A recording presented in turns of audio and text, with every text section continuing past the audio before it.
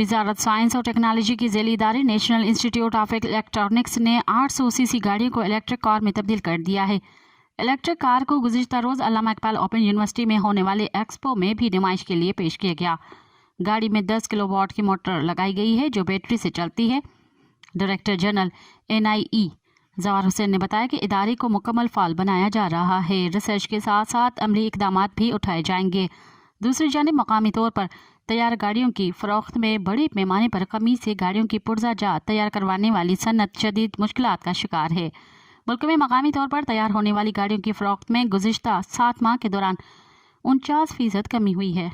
मज़ीद ख़बरनि ऐं तफ़सीलात लाइ विज़िट कयो असांजी वेबसाइट www.awamiNewsHD.com ऐं ॾिसंदा रहो अवामी न्यूज़ HD।